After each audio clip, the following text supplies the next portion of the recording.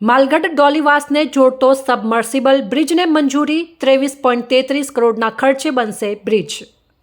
ડીસાના બનાસ નદી ઉપર માલગઢથી ડોલીવાસને જોડતા નવીન બ્રિજને રાજ્ય સરકારે મંજૂર કર્યો છે। રૂપિયા 23.33 કરોડના ખર્ચે બનાસ નદી પર માલગઢ ડોલીવાસ ડીસા શહેરને જોડતા રોડ પર સબમર્સિબલ બ્રિજને મંજૂરી મળવા પામી છે। માલગઢથી ડોલીવાસ સુધીનો આ બ્રિજ બનતા માલગઢ, કુંપટ, વડાવલ, વીડી, સાંડિયા, સોતમલા, ખેતવા, વહારા, ડેડોલ અને ઢેઢાલ ગામના નાગરિકોની સુવિધામાં વધારો થશે। આ ગામના લોકોને ડીસા આવવા માટે આખોલ સર્કલથી ફરીને ડીસા આવવું પડતું હતું, પરંતુ આ બ્રિજ બનવાના કારણે લોકોનો સમય બચશે અને ટ્રાફિકથી પણ બચાવ થશે।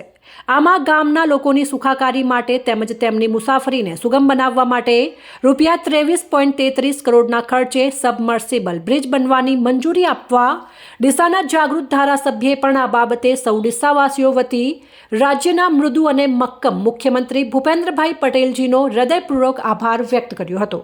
નમસ્તે મિત્રો, હું પ્રવીણ માળી। આજનો દિવસ ડીસા માટે બહુ મહત્વનો છે। માન્ય મુખ્યમંત્રી સાહેબને આજે આપણે આભાર વ્યક્ત કરવો પડે। 10 ગામની જે અવરજવર છે એવો એક રસ્તો માલગઢ ડોલીવાસનો રસ્તો જે કહેવાય કે ડીસા શહેરને જોડતો, રોજે રોજ જે લોકો પોતાને રોજગાર માટે કરીને રોજ 2 વ્હીલર 4 વ્હીલરમાં આપતા હોય છે, બજાર જે લોકો આવતા હોય છે, જેને નેશનલ હાઈવે ન જવું એવા લોકો નદીમાં પસાર વર્ષોથી થાય છે।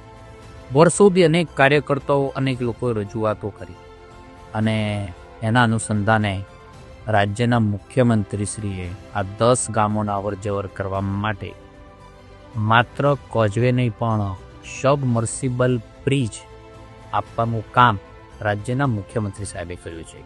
એટલે કે 23.33 કરોડના ખર્ચે આ સબમર્સિબલ બ્રિજ આપવાનું કામ રાજ્યના મૃદુ અને મક્કમ મુખ્યમંત્રી શ્રી કર્યું છે।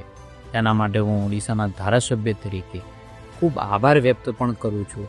અનેક લોકોને સુવિધા મળવાની છે, અનેક લોકોના જે હાઈવે જે જનારા લોકો છે એનો જીવ પણ બચવાનો છે, અનેક લોકોનું ઈંધણ પણ બચવાનું છે, અનેક લોકોને સરળતા પોતાના રોજગાર કરવા માટે જે સોપાનો સર કરવા છે એ લોકોની ખૂબ સુગમતા થવાની છે। ત્યારે હું બધા જ ડીસાના નાગરિકો વતી રાજ્યના મુખ્યમંત્રી સાહેબનો ખૂબ આભાર વ્યક્ત કરું છું।